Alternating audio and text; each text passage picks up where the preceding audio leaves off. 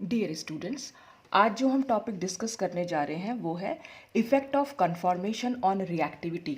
देखिए, कोई रिएक्शन अगर हो रही है और रिएक्शन में हमने डिफरेंट डिफरेंट कन्फॉर्मर्स ले रखे हैं, तो किस कन्फॉर्म ऐसा होगा, मतलब कि कोई कन्फॉर्मर में रेट ऑफ रिएक्शन हमें ज़्यादा देखने को मिलेगा और किसी किसी कन्फॉर्मर के लिए रेट ऑफ रिएक्शन हमें कम देखने को मिलेगा।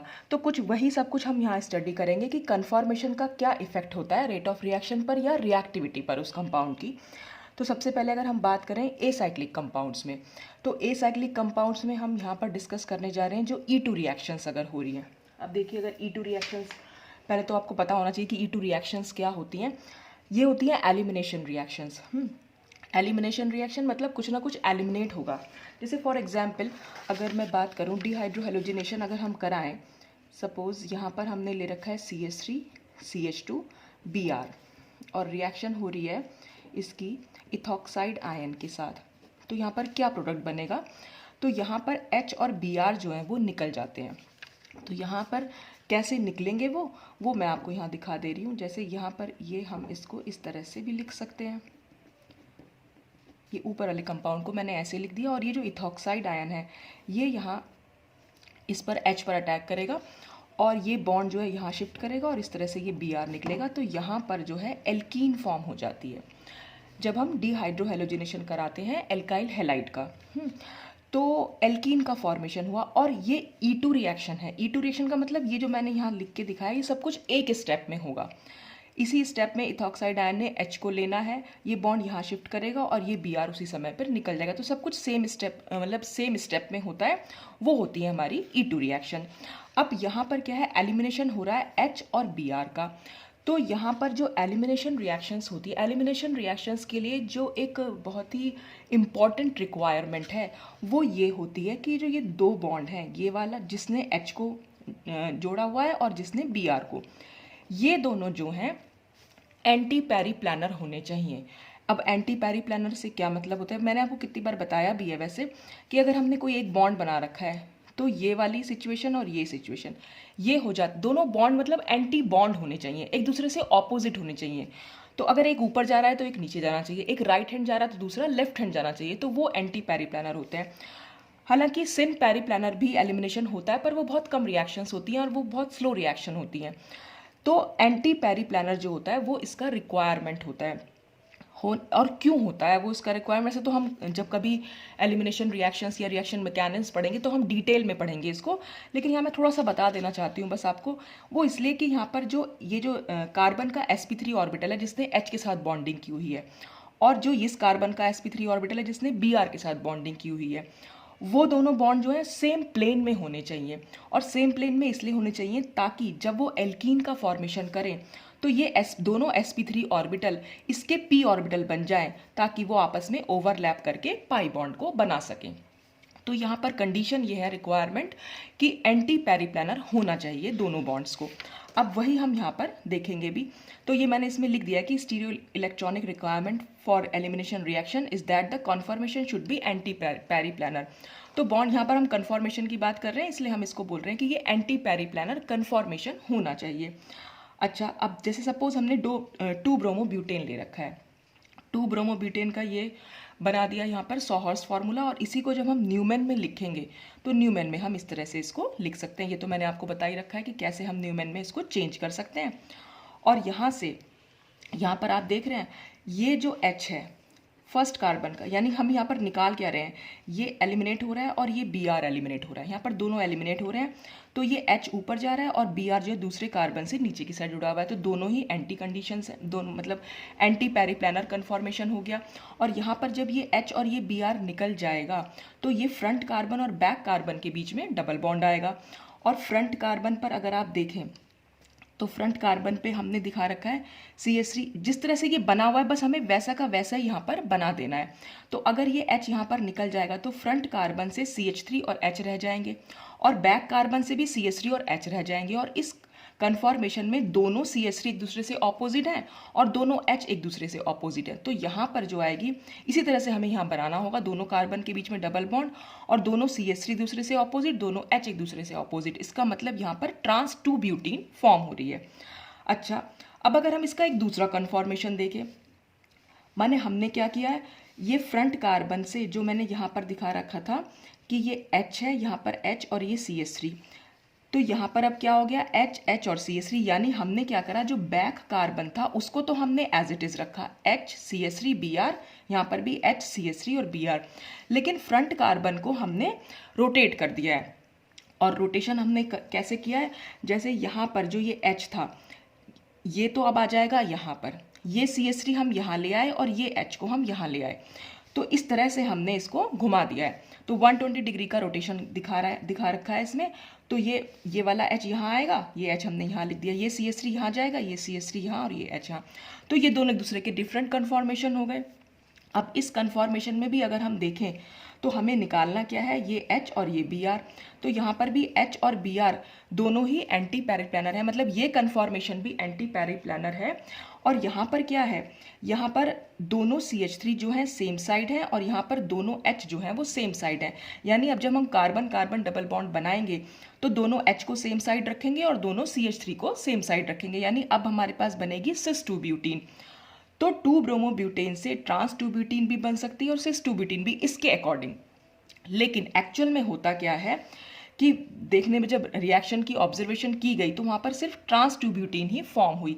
अब इसका रीज़न क्या है, दोनों में ही कंडीशन तो फेवर हो रही है हमारी E2 रिएक्शन की, एंटी पेरिप्लानर ही है, लेकिन एक्चुअल में क्या ये फेवर्ड कन्फॉर्मेशन है जबकि ये नहीं है। क्यों नहीं है ये, क्योंकि यहाँ पर अगर हम देखें दोनों CH3 एक दूसरे से, दोनों के बीच का जो डाइहेड्रल एंगल है वो 60 डिग्री का है, यानी यहाँ पर ये गोश इंटरेक्शन इनके बीच में हो रहा है। और मैंने आपको बताया था जहाँ भी गोश इंटरेक्शन होगा मॉलिक्यूल की जो भी कन्फॉर्मेशन होगा वो लेस स्टेबल होता है, तो ये हाईली स्टेबल कन्फॉर्मेशन है और ये लेस स्टेबल कन्फॉर्मेशन है, तो इससे प्रोडक्ट का फॉर्मेशन नहीं होता और यहाँ पर प्रोडक्ट का फॉर्मेशन होगा जिससे हमें ट्रांस 2 ब्यूटीन यहाँ पर मिल के आएगी।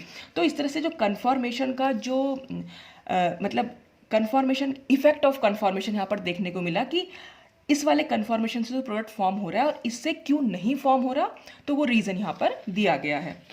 अच्छा, अब अगर हम साइक्लिक कंपाउंड्स की बात करें तो साइक्लिक कंपाउंड्स में हम कुछ रिएक्शंस यहाँ पर देखेंगे और फिर देखेंगे कि क्या पड़ता है इफेक्ट कन्फॉर्मेशन का। तो हम जनरली यहाँ पर सारे जो एग्जाम्पल हमने ले रखे हैं वो साइक्लोहेक्सेन के लिए हुए हैं। तो साइक्लोहेक्सेन में मैंने आपको 2 टाइप के कन्फॉर्मर बताए थे, एक एक्सियल कन्फॉर्मर होता है और दूसरा जो होता है इक्वेटोरियल।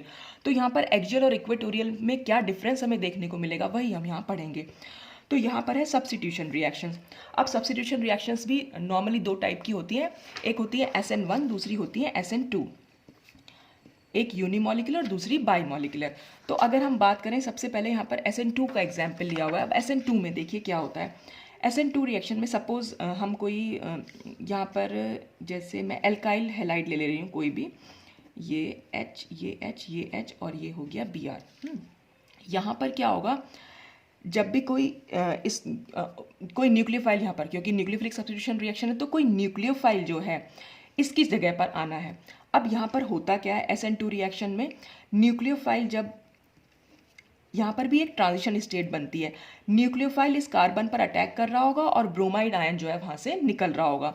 तो यहाँ पर जो होता है ब्रोमाइड आयन जिस साइड से निकलता है उसके ऑपोजिट साइड से न्यूक्लियोफाइल जो है वो अटैक करता है। तो SN2 रिएक्शन में हमें जनरली इन्वर्जन देखने को मिलता है, यानी कि अब जब ये जो भी न्यूक्लियोफाइल, सपोज हमने यहाँ OH- ले रखा है, तो अब जो प्रोडक्ट हमारा बन के आएगा वो कुछ इस तरह से बनेगा, यानी Br पहले आगे की साइड उड़ा हुआ था और जब न्यूक्लियोफाइल OH आया वो पीछे की साइड से आया, तो इस तरह से हमें यहाँ प्रोडक्ट देखने को मिलता है। तो SN2 रिएक्शंस में हमें इन्वर्जन देखने को मिलता है। और अगर हम SN1 रिएक्शन की बात करें, SN1 में क्या होगा कि अगर सपोज यहाँ हमने एक टर्शरी हैलाइड ले रखा है, तो यहाँ सबसे पहले क्या होता है, ब्रोमाइड आयन निकलता है और एक कार्बोकैटायन का यहाँ पर फॉर्मेशन हो जाता है और फिर इस कार्बोकैटायन पर न्यूक्लियोफाइल अटैक करता है। अब ये कार्बोकैटायन जो है क्योंकि प्लानर हो गया है नेचर में, जो 3 ही बॉन्ड यहाँ पर दिख रहे हैं, तो ये प्लानर स्ट्रक्चर है।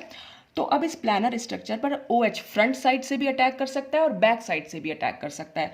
तो यहाँ पर हमें इन्वर्जन भी देखने को मिलता है और रिटेंशन भी। तो कुल मिलाकर हम कहते हैं कि यहाँ पर हमें रेसिमिक मिक्सचर देखने को मिलता है। ठीक है, तो SN2 में हमें इन्वर्जन मिलेगा और यहाँ पर रेसिमिक मिक्सचर मिलेगा। कभी डिटेल में हम और पढ़ेंगे इसको, अभी तो मैंने बहुत शॉर्ट में आपको ये बता दिया है। तो अब हम अगर यहाँ बात करें SN2 रिएक्शन की, ये हमने साइक्लोहेक्सेन का एक साइक्लोहेक्सेन जिसमें स्ट्रक्चर प्रेजेंट है ऐसे एक कंपाउंड ले रखा है। यहाँ पर क्या कर रखा है, यहाँ पर ये हमने टर्शरी ब्यूटाइल ग्रुप यहाँ पर ऐड कर रखा है। टर्शरी ब्यूटाइल ग्रुप यहाँ पर लगाने से क्या होगा, ये सिस्टम हमारा पूरा लॉक हो जाएगा। अब हम इसकी फ्लिपिंग नहीं करा सकते हैं। कभी भी कोई बल्कि ग्रुप अगर हम लगा दें साइक्लोहेक्सेन रिंग में तो उसकी फ्लिपिंग को हम रोक सकते हैं। तो फ्लिपिंग रोक दी यानी कि ब्रोमाइड हमारा एक्सियल ही रहेगा। और फिर हम इसमें थायोफिनॉक्साइड आयन अगर अटैक करें, सपोज यहाँ पर ये न्यूक्लियोफाइल की तरह एक्ट कर रहा है, तो न्यूक्लियोफाइल ने क्या करना है, इस ब्रोमाइड आयन यानी लीविंग ग्रुप को, न्यूक्लियोफिलिक सब्स्टिट्यूशन रिएक्शन में क्या होगा, एक लीविंग ग्रुप होगा और फिर ये न्यूक्लियोफाइल होगा, लीविंग ग्रुप लीव कर जाएगा और न्यूक्लियोफाइल उसकी जगह पर आ जाएगा। बहुत सिंपल सी भाषा में समझा रही हूँ मैं आपको ये बात। तो यहाँ क्या है, क्योंकि Br जो है एक्सियल पोजीशन पर है और SN2 रिएक्शन मैंने आपको अभी बताया कि जिस पोजीशन पर जो लीविंग ग्रुप प्रेजेंट होता है उसके ऑपोजिट साइड से न्यूक्लियोफाइल जो है वो अटैक करता है। तो अब इसका ऑपोजिट साइड, एक्सियल की ऑपोजिट साइड तो इक्वेटोरियल आएगी, तो ये इक्वेटोरियल साइड से इस पर अटैक करेगा। तो जब इक्वेटोरियल साइड से अटैक करेगा तो अब जो फाइनल प्रोडक्ट बनेगा उसमें Br तो निकल जाएगा एक्सियल पोजीशन से और SPH आयन जो है यानी कि जो थायोफिनॉक्साइड आयन है वो इसकी इक्वेटोरियल पोजीशन पर जुड़ जाएंगे। इसमें तो ये होगा। अब आती है बात यहाँ पर, जब ब्रोमाइड हमने इक्वेटोरियल ले रखा है, जब ब्रोमाइड इक्वेटोरियल ले रखा है तो थायोफिनॉक्साइड आयन जो होगा वो एक्सियल पोजीशन से इस पर अटैक करेगा और फाइनल जब प्रोडक्ट बनेगा तो Br तो यहाँ से निकल जाएगा और एक्सियल पोजीशन पर आकर थायोफिनॉक्साइड आयन जो है वो जुड़ जाएगा। तो अब इसमें ये बताया हुआ है कि जो SN2 रिएक्शन इस वाले कन्फॉर्मर में है वो ज़्यादा ईजिली हो पाती है इसके कंपैरिजन में। अब ऐसा क्यों होता है, तो इसमें इसलिए इजीली हो रही है क्योंकि यहाँ पर क्या हो रहा है, Br जो है एक्सियल पोजीशन पर है और जब भी मैंने आपको बताया था साइक्लोहेक्सेन रिंग में अगर एक्सियल पोजीशन पर कोई भी सब्स्टिट्यूएंट होता है तो वहाँ पर हमेशा हमें 1,3 डाइएक्सियल इंटरेक्शन देखने को मिलता है। ये दोनों हाइड्रोजन इसके साथ 1,3 डाइएक्सियल इंटरेक्शन शो कर रहे हैं और जो फाइनल प्रोडक्ट बनेगा उसमें SPH आएगा इक्वेटोरियल पोजीशन पर। तो क्या होगा, यहाँ पर जब इक्वेटोरियल पर ये जुड़ जाएगा तो प्रोडक्ट को जो है थोड़ा सा रिलीफ मिल जाएगा 1,3 डाइएक्सियल इंटरेक्शन से। यहाँ पर तो 1,3 डाइएक्सियल इंटरेक्शन था लेकिन प्रोडक्ट में ऐसा कोई 1,3 डाइएक्सियल इंटरेक्शन देखने को नहीं मिलेगा क्योंकि SPH जो है इक्वेटोरियल पर जाकर जुड़ जाएगा। तो हम कह सकते हैं इस 1,3 डाइएक्सियल इंटरेक्शन से प्रोडक्ट में रिलीफ मिल जाएगा कि वो उसको थोड़ा मतलब कहना चाहिए कि थोड़ा ठीक लगेगा उसको कि भाई पहले स्ट्रेन था मॉलिक्यूल में लेकिन अब वो स्ट्रेन नहीं रहेगा। यहाँ पर क्या हुआ, यहाँ पर है तो इक्वेटोरियल, यहाँ पर ऐसा कोई इंटरेक्शन तो है नहीं। तो यहाँ पर क्या है, जब ये थायोफिनॉक्साइड आयन ऊपर से यानी एक्सियल पोजीशन से अटैक करेगा तो इन दोनों हाइड्रोजन से वो रिपल्शन फील करेगा और जब इन दोनों हाइड्रोजन से रिपल्शन फील करेगा थोड़ा सा स्टैटिक स्ट्रेन यहाँ पर आएगा और फाइनल प्रोडक्ट में भी ये एक्सियल पोजीशन पर जाकर जुड़ेगा और जैसे ही ये एक्सियल पर आएगा तो 1,3 डाइएक्सियल इंटरेक्शन और ज़्यादा स्ट्रॉन्ग हो जाएगा। तो इसलिए यहाँ पर SN2 रिएक्शन ज़्यादा ईजिली होती है इसके कंपेरिजन में। अब अगर हम बात करें नेक्स्ट कंपाउंड की, नेक्स्ट कंपाउंड में हमने यहाँ पर सेम सब कुछ है, यहाँ पर भी टर्शरी ब्यूटाइल ग्रुप ही हमने जोड़ रखा है। यहाँ पर हमने ले लिया OTS यानी यहाँ पर लिया है हमने टॉसाइल ग्रुप। ये जो TS मैंने लिखा हुआ है ये होता है टॉसाइल ग्रुप। टॉसाइल ग्रुप क्या होता है कि अगर हम ये एक बेंजीन रिंग बना दी, यहाँ पर हमने लिख दिया CH3 और ये हो गया S डबल बॉन्ड O, ये इसको हम बोल देते हैं टॉसाइल ग्रुप। ठीक है, तो देख रहे हैं आप कितना बल्कि ग्रुप है। तो ये यहाँ पर एक्सियल पोजीशन पर जुड़ा हुआ है। अब यहाँ क्या हो रहा है, एक्सियल पोजीशन वाला रिएक्शन जो है वो फास्टर हो रही है। यहाँ पर SN1 रिएक्शन हो रही है, ये हो रही है फास्टर और जब यही OTS ग्रुप इक्वेटोरियल है तो रिएक्शन हो रही है स्लो। तो ऐसा क्यों हो रहा है, तो रीज़न यहाँ पर भी वही है। अब SN1 रिएक्शन में सबसे पहला स्टेप होता है ये, क्योंकि 2 स्टेप में होती है, फर्स्ट स्टेप में बनता है कार्बोकैटायन। तो यहाँ पर आप देख रहे हैं जैसे ही SN1 रिएक्शन स्टार्ट होगी तो OTS यहाँ से लीव कर जाएगा, ये तो लीविंग ग्रुप है, ये लीव करेगा और लीव करने के बाद यहाँ पर कार्बोकैटायन बन जाएगा। तो देख रहे हैं आप यहाँ पर तो जो एक्सियल इंटरेक्शन था, जब OTS एक्सियल पोजीशन पर है तो इस H और इस H से दोनों 1,3 डाइएक्सियल इंटरेक्शन यहाँ पर फील करते हैं, जबकि यहाँ पर जो स्ट्रक्चर है वो बिल्कुल प्लानर हो गया है। तो अब यहाँ पर 1,3 डाइएक्सियल इंटरेक्शन देखने को नहीं मिल रहा है, तो पूरा रिलीव मिल गया है इसको। यहाँ पर स्टैटिक स्ट्रेन नहीं है और यहाँ पर स्टैटिक स्ट्रेन बहुत ज़्यादा था। और यहाँ पर अगर हम बात करें, यहाँ पर OTS क्योंकि इक्वेटोरियल पोजीशन पर था तो यहाँ पर इस मॉलिक्यूल में कोई स्टैटिक स्ट्रेन था ही नहीं। तो अगर यहाँ पर निकल भी गया OTS तो कोई फर्क नहीं पड़ा रिएक्शन में, यहाँ पर इससे ये बनने में कोई फर्क नहीं पड़ा, कोई स्टैटिक स्ट्रेन से रिलीव नहीं मिला मॉलिक्यूल को, जबकि यहाँ पर वो स्टैटिक स्ट्रेन से उसको रिलीव मिला। इसलिए ये रिएक्शन तो कोई भी चीज़ अब इसको इतना स्ट्रेन है और यहाँ पर स्ट्रेन नहीं मिल रहा, तो बहुत तेज़ी से रिएक्शन हो जाएगी, उस स्ट्रेन को रिलीज़ करना चाहती है। कोई भी कंपाउंड जो है वो अपने स्ट्रेन को रिलीज़ करना चाहता है, तो वो स्ट्रेन निकलेगा और इसीलिए ये रिएक्शन जो SN1 रिएक्शन है वो फास्टर होंगी और यहाँ पर जो है वो स्लोअर होंगी। फिर हम बात करते हैं नेक्स्ट में, इसी में अगर हम बात करें साइक्लोहेक्सेन रिंग वाले कंपाउंड्स में एस्टरिफिकेशन और हाइड्रोलिसिस की, यहाँ पर क्या हो रहा है, यहाँ पर जो ये आप साइक्लोहेक्सेन रिंग में ये देख रहे हैं, यहाँ पर ये जुड़ा हुआ है एस्टर ग्रुप, ठीक है, और यहाँ पर ये इक्वेटोरियल पोजीशन पर है और दूसरे कन्फॉर्मर में ये एक्सियल पोजीशन पर है। तो हमने यहाँ पर लिखा हुआ है कि जो इक्वेटोरियल एस्टर होता है सेपोनिफाइज मोर रेडिली, यानी यहाँ पर जो सेपोनिफिकेशन होगा, सबसे पहले तो मैं आपको यही बता दूँ कि सेपोनिफिकेशन होता क्या है। सेपोनिफिकेशन क्या होता है, सोप का फॉर्मेशन। सोप के फॉर्मेशन में यहाँ पर क्या होगा कि फैट NaOH के साथ रिएक्ट करता है और ग्लिसरॉल एक बाई प्रोडक्ट की तरह निकलता है, प्लस बनता है यहाँ पर सोप। तो ये एक रिएक्शन होती है यहाँ पर जिसको हम बोलते हैं सेपोनिफिकेशन। अच्छा, अब वो सेपोनिफिकेशन यहाँ ये कह रहे हैं कि इस वाले एस्टर पे तो इजीली हो पा रहा है, जबकि एक्सियल एस्टर पे उतना इजीली नहीं है। तो इसका रीज़न क्या है? अब अगर हम इसके रीज़न की बात करें तो देखिए एक्चुअल में रिएक्शन होती क्या है। यहाँ पर जो ये एस्टर ग्रुप है, ये एस्टर ग्रुप पर जाकर रिएक्शन हो रही है। सपोज मैं इस पूरे जो ये साइक्लोहेक्सेन रिंग मैंने बना रखी है इसको मैं R मान लेती हूँ।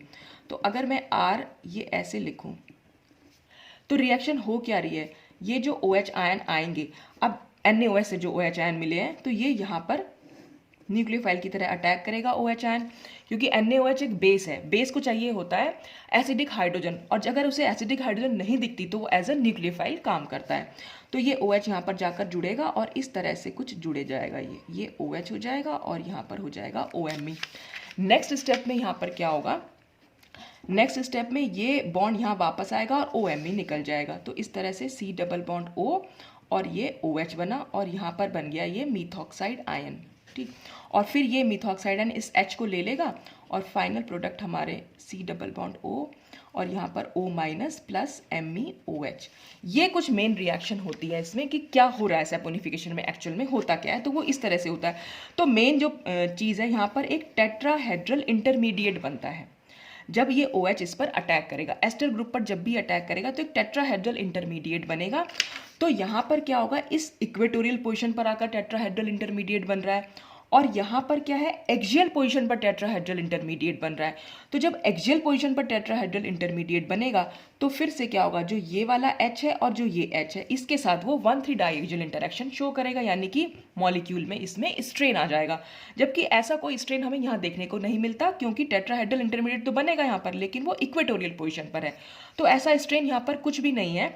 तो इसीलिए जो है इक्वेटोरियल एस्टर्स जो है वो इजीली सेपोनिफाई हो जाते हैं in comparison to axial ester. फिर हम नेक्स्ट देखते हैं एलिमिनेशन रिएक्शन, जो कि हम साइक्लोहेक्सेन वाले डेरिवेटिव में देख रहे हैं।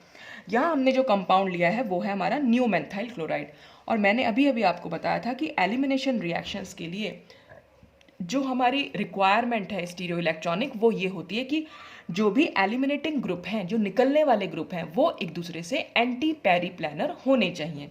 अब साइक्लोहेक्सेन रिंग में जो दो एक्सियल एडजेसेंट एक्सियल बॉन्ड्स होते हैं वो एंटी पेरीप्लानर होते हैं, ये बात आप ध्यान रखिएगा। और वैसे भी आपको देखना चाहिए, देखिए यहाँ पर क्या है, ये बॉन्ड है, बॉन्ड से ऊपर की साइड H है और यहाँ पर नीचे की साइड Cl है, ठीक है। या फिर हम इस बॉन्ड की बात करें, ऊपर की साइड H है और नीचे की साइड Cl है, तो ये और ये बॉन्ड एक दूसरे से एंटी पेरीप्लानर है और ये बॉन्ड भी एक दूसरे से एंटी पेरीप्लानर है। तो हमेशा एलिमिनेशन जब भी होगा वो एंटी पेरीप्लानर होता है। तो अब क्या हुआ, यहाँ पर एक बेस ने अटैक किया। अब यहाँ पर नियोमेंथाइल क्लोराइड में क्योंकि इसके पास दो H ऐसे हैं जो कि रिमूव हो सकते हैं, यानी यहाँ से भी H और ये Cl निकल सकता है या फिर ये H और ये Cl निकल सकता है, क्योंकि दोनों ही H जो हैं इस Cl के साथ एंटी पेरीप्लानर है। तो जब दोनों ही निकल सकते हैं तो हम ये यहाँ पर दो टाइप के कंपाउंड फॉर्म हो सकते हैं। दो टाइप के कैसे, अगर सपोज यहाँ पर H निकल जाए तो मैं यहाँ डबल बॉन्ड यहाँ आ जाएगा, ये H निकलेगा और ये Cl निकलेगा तो डबल बॉन्ड यहाँ आ जाएगा, यानी कि 2 और 3 के बीच में डबल बॉन्ड आएगा। मैंने ये रिंग का नंबर लिख दिया है और इस रिंग को हम ऐसे भी दिखा सकते हैं फ्लैट स्ट्रक्चर में, बस आपको नंबरिंग कर देनी है और कहाँ कहाँ पर क्या ग्रुप जुड़ा हुआ है आपको उस तरह से दिखा देना है। तो जब मैंने ये बनाया तो 1 पर मैंने मिथाइल ग्रुप दिखा रखा है, तो 1 पर यहाँ मिथाइल ग्रुप है, ठीक है। हम इसके 2 और 3 के बीच में बना रहे हैं तो 2 और 3 के बीच में यहाँ डबल बॉन्ड है। 1 पोजीशन पर मिथाइल ग्रुप है और 4th पोजीशन पर हमारा ये ग्रुप बना रखा है, तो जो हमने यहाँ पर ये लगा दिया आइसोप्रोपाइल ग्रुप है ये, ठीक है। और इसके बाद क्या होगा, या फिर ऐसा भी हो सकता है कि ये H और ये Cl निकले तो 3 और 4 के बीच में डबल बॉन्ड आएगा, तो हमने यहाँ 3 और 4 के बीच में डबल बॉन्ड बना दिया। तो दोनों प्रोडक्ट यहाँ पर पॉसिबल है, ये होता है 75% और ये होता है 25%। देखिए जब भी एलिमिनेशन रिएक्शन में एल्कीन बनती है, ज़्यादातर केसेस में सेटजेफ प्रोडक्ट, दो तरह के प्रोडक्ट बनते हैं, एक होता है सेटजेफ प्रोडक्ट, दूसरा होता है हॉफमैन प्रोडक्ट। तो सेटजेफ प्रोडक्ट ज़्यादा स्टेबल माना जाता है, क्यों? क्योंकि वहाँ पर जो एल्कीन बनती है वो हाईली सब्स्टिट्यूटेड होती है। अब हाईली सब्स्टिट्यूटेड का मतलब क्या है? हाईली सब्स्टिट्यूटेड का मतलब ये होता है कि अगर हम एक एल्कीन को ऐसे दिखा रहे हैं, ये सिंपल एल्कीन है, अगर हम इसका सब्स्टिट्यूशन दिखा दें तो कोई एक H को हम दिखा सकते हैं कि सपोज ये ऊपर वाला H जो है वो सब्स्टिट्यूट हो गया और वहाँ पर CH3 आ गया, बाकी H ऐसे ही रह गए। फिर हमने नेक्स्ट स्टेप में दिखाया और एक सब्स्टिट्यूशन, ये वाला H भी निकाल दिया तो यहाँ पर भी CH3 आ गया, फिर तीसरे में ये CH3 निकाल दिया और ये CH। तो जितने ज़्यादा H सब्स्टिट्यूट होते चले जाएंगे वो उतनी हाईली सब्स्टिट्यूटेड होगी। और पहचान इसकी क्या है? सबसे आसान सा है कि हाईली सब्स्टिट्यूटेड एल्कीन से नंबर ऑफ हाइड्रोजन सबसे कम होते हैं। देखिए अब यहाँ पर देखें, डबल बॉन्ड है, ये डबल बॉन्ड से एक बॉन्ड ये जा रहा है और एक बॉन्ड ये जा रहा है, ये दोनों ही सब्स्टिट्यूशन है। डबल बॉन्ड से यहाँ एक बॉन्ड ऐसे और यहाँ पर एक H लगा हुआ है, तो यहाँ पर सिर्फ एक H है। अब अगर हम इस डबल बॉन्ड की बात करें, इस डबल बॉन्ड से एक बॉन्ड तो यहाँ जा रहा है और एक बॉन्ड से H जुड़ा हुआ है, इस डबल बॉन्ड से एक बॉन्ड यहाँ जा रहा है और एक H यहाँ जुड़ा हुआ है। यहाँ पर एल्कीन में 2 हाइड्रोजन है और यहाँ एल्कीन में सिर्फ 1 हाइड्रोजन है। तो जिसमें कम हाइड्रोजन होते हैं वो हाईली सब्स्टिट्यूटेड एल्कीन होती है और ये लेस सब्स्टिट्यूटेड एल्कीन है। तो हाईली सब्स्टिट्यूटेड एल्कीन को हम सेटजेफ प्रोडक्ट बोलते हैं, सेटजेफ रूल के अकॉर्डिंग बनती है। वो सब कुछ हम डिटेल में पढ़ेंगे जब रिएक्शन मैकेनिज्म पढ़ेंगे। बस यहाँ पर सिर्फ इतना ही समझ लीजिए कि जो हाईली सब्स्टिट्यूटेड एल्कीन है वो हमारी मोर स्टेबल होती है, इसीलिए वो जो है 75% बनी, यानी कि ज़्यादा अमाउंट में बनी और ये थोड़ा कम अमाउंट में बना। तो ये न्यू मेंथाइल क्लोराइड में हमारे लिए जो थी जो रिक्वायरमेंट थी हमारी एंटी पेरिप्लानर, वो वहाँ पर पूरी भी हो रही है, क्योंकि ये भी एक्सियल है और ये दोनों H भी एक्सियल है। अब अगर हम बात करें यहाँ पर, ये जो हमने इक्वेटोरियल ले रखा है इसको, यानी ये जो क्लोराइड यहाँ न्यू मेंथाइल क्लोराइड ही ले रखा है, लेकिन अब की बार हमारा क्या हो गया, ये हमने क्लोराइड जो है इक्वेटोरियल ले लिया। लेकिन जब हम इक्वेटोरियल क्लोराइड ले रहे हैं, यानी इक्वेटोरियल पोजीशन पर क्लोरीन है, तो रिएक्शन के लिए अब हमें क्या चाहिए था? हमें चाहिए था एंटी पेरिप्लानर। अब एंटी पेरिप्लानर के लिए इसमें Cl और जो इसका H है वो भी एंटी पेरिप्लानर होना चाहिए। लेकिन अगर हम इसका एंटी पेरिप्लानर देखें तो देखिए ये वाला बॉन्ड से जुड़ा हुआ है Cl, और ये बॉन्ड जो है ये कार्बन कार्बन बॉन्ड जो है उसके एंटी पेरिप्लानर है। और ऐसे ही अगर हम इस बॉन्ड की बात करें तो इस बॉन्ड में ये बॉन्ड यहाँ जा रहा है और ये बॉन्ड एंटी पेरिप्लानर है। एंटी पेरिप्लानर मैंने ये तो बताया, अगर ये इधर जा रहा है तो एंटी पेरिप्लानर इधर जाएगा, अगर ये नीचे जा रहा है तो ये ऊपर जाएगा। तो यहाँ पर एंटी पेरिप्लानर कोई हाइड्रोजन हमें दिखाई नहीं दे रही है, तो यहाँ पर रिएक्शन हो ही नहीं पाएगी, क्योंकि जितने भी सब्स्टिट्यूएंट जो भी हमारा Cl है, क्योंकि वो हमारा इक्वेटोरियल पोजीशन पर है, तो इक्वेटोरियल कार्बन कार्बन बॉन्ड मतलब इसके एंटी पेरिप्लानर कार्बन कार्बन बॉन्ड तो हैं, लेकिन हाइड्रोजन कोई एंटी पेरिप्लानर है ही नहीं। तो हमें क्या कराना पड़ेगा, इसको इसकी फ्लिपिंग करानी पड़ेगी। तो जब हम इसकी फ्लिपिंग कराएंगे, फ्लिपिंग में मैंने आपको बताया था जितने भी इक्वेटोरियल बॉन्ड है वो एक्सियल बन जाएंगे, जो एक्सियल बॉन्ड है वो इक्वेटोरियल बन जाएंगे, और एक कार्बन आगे पहुंच जाता है ग्रुप। तो अगर हमने Cl को यहाँ पहुँचा दिया तो नीचे वाले कार्बन पर था Cl, अब ये ऊपर वाले कार्बन पर हो जाएगा फ्लिपिंग में, और क्योंकि ये इक्वेटोरियल था तो अब ये एक्सियल हो जाएगा। तो हमने ये आगे वाले कार्बन पर कर दिया और क्लोरीन को हमने ऊपर एक्सियल पोजीशन पर दिखा दिया। फिर नेक्स्ट पोजीशन पर गए, ठीक है। अब नेक्स्ट यहाँ से जब क्लोरीन यहाँ जाएगा तो ये मिथाइल ग्रुप इस वाली पोजीशन पर आ जाएगा, और क्योंकि ये भी इक्वेटोरियल था तो अब ये एक्सियल बन जाएगा, तो हमने इसको एक्सियल बना दिया। और ये ग्रुप जो हमने आइसोप्रोपाइल ग्रुप लिया हुआ था यहाँ पर, वो यहाँ इक्वेटोरियल था, तो जैसे ही वो यहाँ पहुँचेगा वो भी एक्सियल बन जाएगा। तो जब ये तीनों ग्रुप ही एक्सियल बन जाएंगे, CH3 भी, Cl भी और ये भी, तो यहाँ पर ये लेस स्टेबल कन्फॉर्मेशन होगा और ये मोर स्टेबल कन्फॉर्मेशन था। लेकिन मोर स्टेबल कन्फॉर्मेशन रिएक्शन हो ही नहीं पा रही थी, यहाँ पर हो रही थी लेस स्टेबल कन्फॉर्मेशन से।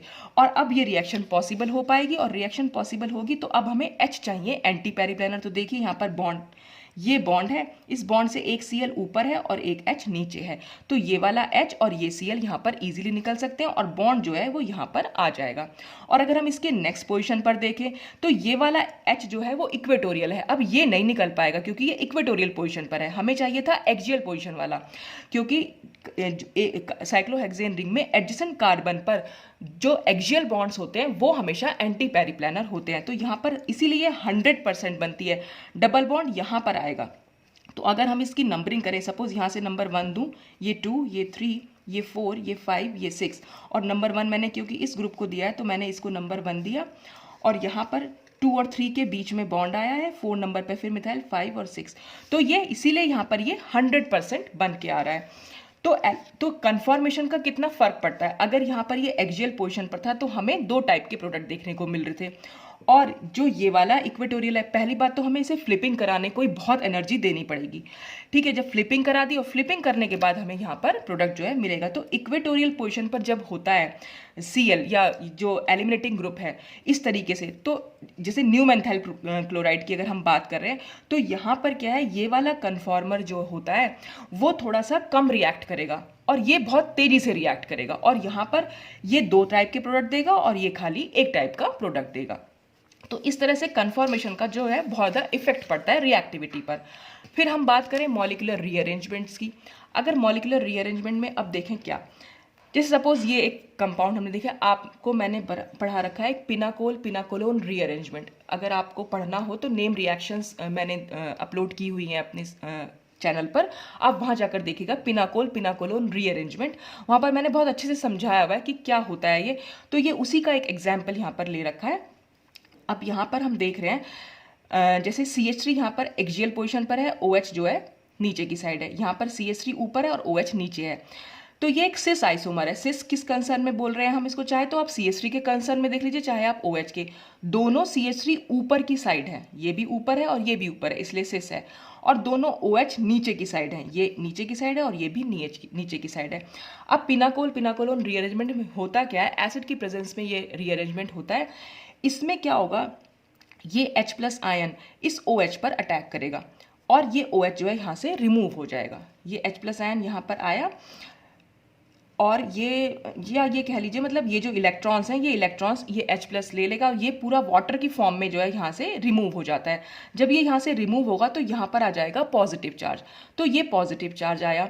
और पिनाकोलोन रीअरेंजमेंट में होता है 1-2 शिफ्ट। 1-2 शिफ्ट का मतलब है इसकी एडजस्ट, जहाँ पर भी पॉजिटिव चार्ज आया है उसकी एडजेसेंट पोजीशन पर जो ग्रुप जुड़ा हुआ होता है वो अब इस पॉजिटिव चार्ज पर शिफ्ट कर जाएगा। तो यहाँ पर क्या है, और ये शिफ्टिंग कैसे होगी, जब हम साइक्लोहेक्सेन टाइप के रिंग की बात करते हैं तो हमेशा वो ग्रुप यहाँ पर आता है जो इस बॉन्ड के एंटी पेरिप्लेनर होता है। फिर वही बात हो गई, एंटी पेरिप्लेनर कैसे होगा, ये बॉन्ड था, बॉन्ड से ये नीचे की साइड है और ये बॉन्ड ऊपर की साइड है, तो ये और ये ग्रुप्स जो है वो एंटी पेरिप्लेनर कहलाएंगे। तो अब इन दोनों ग्रुप्स में से किसी एक को नीचे आना है, तो आएगा कौन सा, जो एंटी पेरिप्लेनर होगा। तो ये CH3 ग्रुप जो है वो नीचे की साइड आ जाता है, तो ये CH3 हम यहाँ पर दिखा सकते हैं। और फिर यहाँ पर आ जाएगा पॉजिटिव चार्ज, क्योंकि CH3 जब यहाँ आएगा तो यहाँ पर पॉजिटिव चार्ज आएगा, तो ये ऑक्सीजन के जो बॉन्ड है वो यहाँ शिफ्ट हो जाते हैं, फिर ऑक्सीजन पर पॉजिटिव चार्ज आएगा और H जो है यहाँ निकल जाता है। तो इस तरह से यहाँ डबल बॉन्ड O हो जाता है, तो ये डबल बॉन्ड O हो गया। अब ये तो थी सिस आइसोमर की बात। अब अगर हम ट्रांस आइसोमर की बात करें, ट्रांस आइसोमर में हमने क्या करा है, CH3OH को हमने एज इट इज़ रखा, ये मैंने यहाँ गलत लिख दिया, ये यहाँ पर CH3 है और यहाँ पर ये OH है। तो CH3 ऊपर है, OH नीचे है, लेकिन अब हम यहाँ पर क्या करेंगे, OH को ऊपर रखेंगे और CH3 को नीचे, तभी तो ये ट्रांस बन पाएगा। CH3 ऊपर की साइड है, इसमें CH3 नीचे की साइड है, ये OH नीचे की साइड है, इसमें OH ऊपर की साइड है, तो ये एक बन गया ट्रांस आइसोमर। अब ट्रांस आइसोमर में हम फिर वही करा रहे हैं, रिएक्शन तो वैसे ही होनी है, ये H और ये OH ये तो वाटर बना के निकल जाएंगे, तो इस CH3 पर फिर से पॉजिटिव चार्ज आएगा। लेकिन अब इस बॉन्ड का जो भी एंटी पेरिप्लेनर ग्रुप होगा वही तो नीचे आना है। अब अगर हम यहाँ की बात करें, क्योंकि ये इक्वेटोरियल पोजीशन पर है, तो इक्वेटोरियल पोजीशन पर अगर हम देखें, इस बॉन्ड से ये बॉन्ड था, इस बॉन्ड से ये बॉन्ड और ये वाला बॉन्ड, ये दोनों बॉन्ड एक दूसरे से एंटी पेरिप्लेनर हैं। मैंने आपको बताया भी था साइक्लोहेक्सेन का स्ट्रक्चर समझाते समय कि जो इक्वेटोरियल बॉन्ड्स होते हैं वो हमेशा रिंग रेजिड्यू के साथ हमेशा एंटी पेरिप्लेनर उसमें स्ट्रक्चर में रहते हैं। मैंने बताया था ना कि Z बनता है हमेशा, तो वो Z बन के आ रहा है। तो जब भी कभी इक्वेटोरियल पोजीशन पर ग्रुप होगा तो जो उसका एंटी पेरिप्लेनर बॉन्ड होगा वो यहाँ पर शिफ्ट होके आएगा। तो अब क्या होगा, ये बॉन्ड यहाँ शिफ्ट होके आता है, तो जब ये पूरा का पूरा पूरा बॉन्ड यहाँ शिफ्ट होगा तो ये यहाँ से ये ब्रेक हो जाएगा, ये बॉन्ड यहाँ शिफ्ट रहेगा, तो एक 5 मेंबर्ड रिंग जो है बन जाएगी। तो वो 5 मेंबर्ड रिंग मैंने यहाँ बना दी और यहाँ पर जुड़ गया है ये CH3 तो है ही था यहाँ पर पहले, एक ये बॉन्ड आ गया, ये बॉन्ड यहाँ से ब्रेक होगा। अब यहाँ क्या बचेगा, एक ये बॉन्ड बचा, बॉन्ड से CH3 बचा और CH3 जुड़ा हुआ OH बचा। और क्योंकि अब जब ये बॉन्ड यहाँ शिफ्ट होगा तो इस पोजीशन पर आएगा पॉजिटिव चार्ज। जब इस पोजीशन पर यानी इस कार्बन पर जब पॉजिटिव चार्ज होगा तो ऑक्सीजन अपने बॉन्ड इसको दे देगा। जब ऑक्सीजन बॉन्ड देगा तो H यहाँ से निकल जाएगा, तो यहाँ पर क्या हो जाएगा C डबल बॉन्ड O और CH3। तो वही मैंने यहाँ बना रखा है C double bond O CH3। तो इसका यहाँ पर भी कन्फॉर्मेशन का कितना फर्क पड़ा कि एक्सियल पोजीशन पर है तो क्या डिफरेंस आया और इक्वेटोरियल पोजीशन पर OH है तो क्या डिफरेंस आया। तो इक्वेटोरियल पर हमेशा क्या हुआ, मॉलिक्यूलर रीअरेंजमेंट कुछ इस तरह से हुआ कि एंटी पेरिप्लानर बॉन्ड जो है यहाँ पर शिफ्ट हुआ और यहाँ पर एक्सियल पोजीशन पे इसका जो एंटी पेरिप्लानर ग्रुप था वो यहाँ पर शिफ्ट हुआ था।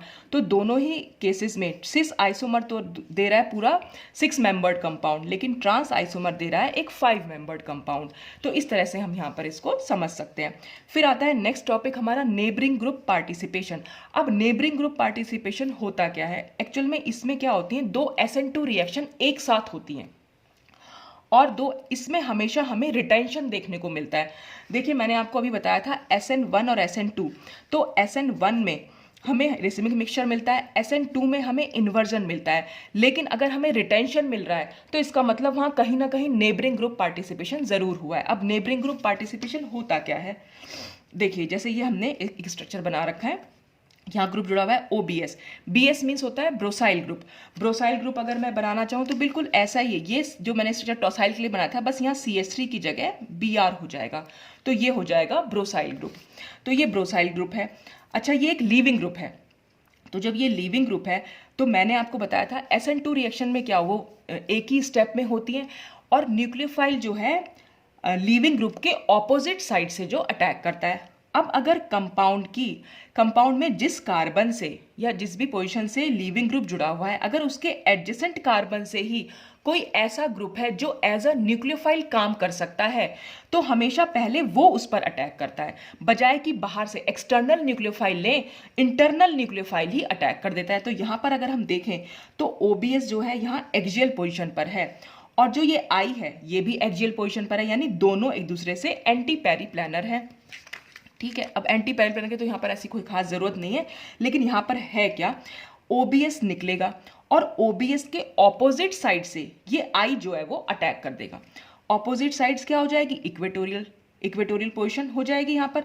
तो ये जो है ग्रुप इस पर अटैक करेगा और ये OBS यानी ये जो लोन पेयर ऑफ इलेक्ट्रॉन है, क्योंकि जैसे ही OBS निकला तो भाई पॉजिटिव चार्ज आएगा, हालांकि कार्बोकैटायन इसमें बन नहीं रहे, लेकिन हम समझ सकते हैं जैसे ही OBS निकलेगा, जिस समय OBS निकल रहा होगा उसी समय जो I जो है इस पर अटैक कर देगा। तो अब I इससे भी जुड़ा रहेगा और इससे भी जुड़ा रहेगा, तो हम इसको इस तरह से दिखाते हैं क्योंकि I ने अपने इलेक्ट्रॉन दे दिए हैं तो आयोडीन पर आ जाएगा ये पॉजिटिव चार्ज। तो इस तरह से ये दोनों बॉन्ड से जुड़ा, और हालांकि ये मैंने इस तरह से दिखा रखा है आपको, ये इक्वेटोरियल बॉन्ड नहीं है, ये है एक्सियल पोजीशन ही और ये इसकी इक्वेटोरियल पोजीशन है। तो इसको जब हम अबव द प्लेन और बिलो द प्लेन के कंसर्न में दिखाते हैं तो इसको थोड़ा डार्क लाइन से दिखा देते हैं, दोनों को, इसको भी थोड़ा डार्क दिखा देंगे, इसको भी थोड़ा डार्क दिखा देंगे, ताकि हम ये बता सकें कि ये भी ऊपर की साइड है और ये भी ऊपर की साइड है। भाई नीचे से अगर OBS निकल रहा है तो ऑपोजिट साइड क्या हुई, ऊपर वाली साइड, तो ऊपर की साइड से आयोडीन जो है इस पर अटैक कर देगा। अब क्या होगा, जो आउटर जो हमारा एक्सटर्नल न्यूक्लियोफाइल था वो यहाँ पर OAC माइनस यहाँ से आएगा, H प्लस निकल जाएगा और ACO माइनस जो है इस पर अटैक करेगा जहाँ पर कि OBS जुड़ा हुआ था। तो अब क्या होगा, यहाँ पर भी क्योंकि रिंग ये इक्वेटोरियल पोजीशन पर जुड़ा हुआ है यानी अबव द प्लेन आ रहा है ये, तो अब ये ACO minus below the plane इस पर अटैक करेगा। बिलो द प्लेन मतलब इक्वेटोरियल पोजीशन से यहाँ पर अटैक करेगा। तो जैसे ही ACO इस पर इक्वेटोरियल पोजीशन से अटैक करेगा, ये बॉन्ड जो है ये I जो है वापस से अपनी पोजीशन पर पहुंच जाएगा। तो इस बॉन्ड को हम यहाँ शिफ्ट होता हुआ दिखा सकते हैं और ये बॉन्ड जो है हम इस तरह से यहाँ शो कर सकते हैं। तो I अपनी पोजीशन पर पहुंचा और OAC नीचे की साइड जुड़ गया। तो यहाँ पर OBS नीचे की साइड, जो लीविंग ग्रुप था वो नीचे की साइड था और जो यहाँ पर इनकमिंग ग्रुप है वो भी नीचे की साइड है। तो यहाँ पर हमें रिटेंशन देखने को मिलता है। और 2 SN2 रिएक्शन हुई, कैसे, एक तो हुई यहाँ पे SN2 रिएक्शन, जिस समय OBS निकला उसी समय I ने इस पर अटैक कर दिया। एक SN2 रिएक्शन तो ये हुई। दूसरी SN2 रिएक्शन ये हुई जिस समय ACO यहाँ पर अटैक करेगा उसी समय I माइनस जो है वो ऊपर की साइड पहुंच जाएगा। तो ये दो SN2 रिएक्शन होती हैं, और जो दो SN2 रिएक्शंस होती हैं यानी कि दो इन्वर्जन रिएक्शंस हो गई। तो दो इन्वर्जन का मतलब होता है एक रिटेंशन। आप हमेशा ध्यान रखिएगा, जब भी रिएक्शन में कभी दो SN2 रिएक्शन एक साथ हो जाए तो कंपाउंड में हमेशा रिटेंशन देखने को मिलती है, और वहां पर इसका मतलब नेबरिंग ग्रुप पार्टिसिपेशन जरूर हुआ है। नेबरिंग ग्रुप पार्टिसिपेशन का क्या मतलब हुआ कि पास वाले ग्रुप ने यहां पर सब्स्टिट्यूशन में पार्टिसिपेट किया। जो अटैक कर रहा था न्यूक्लियोफाइल, नॉर्मली हम दिखाते हैं एक्सटर्नल न्यूक्लियोफाइल का अटैक, लेकिन यहां पर क्योंकि इंटरनली न्यूक्लियोफाइल प्रेजेंट था तो उसी ने इस पर अटैक कर दिया। तो नेबरिंग ग्रुप ने पार्टिसिपेट किया रिएक्शन में, इसलिए हम इसको बोल रहे हैं नेबरिंग ग्रुप पार्टिसिपेशन, और यहां पर हमें रिटेंशन देखने को मिलती है। तो यहाँ जो ये एक तरह से ट्रांस आइसोमर ही हो, तो ये ऊपर की साइड है, ये नीचे की साइड, तो ये हुआ ट्रांस आइसोमर।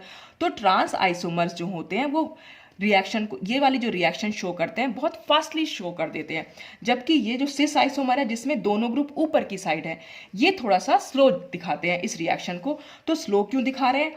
क्योंकि अब यहाँ पर नेबरिंग ग्रुप जो है वो पार्टिसिपेट तो कर ही नहीं पाएगा, क्योंकि ये ऊपर की साइड है और ये भी ऊपर की साइड है।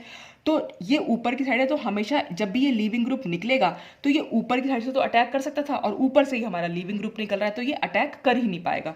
तो इसलिए ये सिस आइसोमर जो होते हैं वो स्लो रिएक्शन शो करते हैं, और ट्रांस आइसोमर जो है वो फास्ट रिएक्शन शो करते हैं। अब लास्ट इसमें है टॉपिक ऑक्सीडेशन। अब देखिए ऑक्सीडेशन में क्या है, हमने एक ट्रांस आइसोमर लिया हुआ है जिसमें हमने टर्शरी ब्यूटाइल ग्रुप लगा रखा है और एक OH ग्रुप लगा रखा है। ये ऊपर की साइड है, ये नीचे की साइड, तो ये हो गया ट्रांस आइसोमर। और सिस आइसोमर में दोनों ही ऊपर की साइड है। तो यहाँ दिखा रखा है जो सिस आइसोमर है उसका तो फास्टर ऑक्सीडेशन हो रहा है, और जो ट्रांस आइसोमर है उसका स्लोअर ऑक्सीडेशन हो रहा है। क्यों ऐसा हो रहा है? देखिए क्यों फास्ट हो रहा है, जब ये एक्सियल पोजीशन पर है, तो एक्सियल पोजीशन पर तो मैंने आपको बताया है कि यहाँ पर एक 1,3 डायएक्सियल इंटरेक्शन तो हो ही रहा होगा। तो जैसे ही OH यहाँ से, अब ऑक्सीडेशन में क्या होगा, ये OH group double bond O में चेंज हो जाता है, तो ये प्लानर हो गया। तो यहाँ पर स्टेरिक स्ट्रेन था और यहाँ कोई स्टेरिक स्ट्रेन है ही नहीं, तो यहाँ पर एक स्टेरिक स्ट्रेन से रिलीव मिल रहा है मॉलिक्यूल को, इसलिए ये रिएक्शन जो होती है वो फास्टर होती है इन कंपैरिजन टू दिस, क्योंकि यहाँ पर इक्वेटोरियल है पोजीशन पे OH, यहाँ पर कोई भी स्टेरिक स्ट्रेन हमें देखने को ही नहीं मिल रहा, तो कुछ ऐसा खास हो ही नहीं रहा है, इससे इसमें बदलने पर कोई चेंज ऐसा खास आ ही नहीं रहा है। स्टेरिक स्ट्रेन में कोई चेंज नहीं आ रहा क्योंकि यहाँ पर भी नहीं था और यहाँ पर भी नहीं है, लेकिन यहाँ पर क्योंकि स्टेरिक स्ट्रेन से मॉलिक्यूल को रिलीव मिल रहा है इसलिए ये फास्टर ऑक्सीडेशन होता है, और इस टाइप की रिएक्शन को हम बोल देते हैं स्टेरिक एक्सीलरेशन। तो स्टेरिक एक्सीलरेशन इसलिए क्योंकि स्टेरिक पोजीशन पर यहाँ पर स्टेरिक स्ट्रेन था और वो यहाँ पर रिलीव हो गया, तो इसलिए ये फास्टर ऑक्सीडेशन होता है और ये स्लोअर ऑक्सीडेशन होता है। तो ये था कुछ effect of conformation of reactivity, different conformation से रेट ऑफ रिएक्शन पर क्या फर्क पड़ता है, तो वही हमने इसमें स्टडी किया। तो आज के लिए बस इतना ही, बाकी कुछ और टॉपिक्स के लिए हम नेक्स्ट वीडियो में मिलेंगे। Thanks for watching.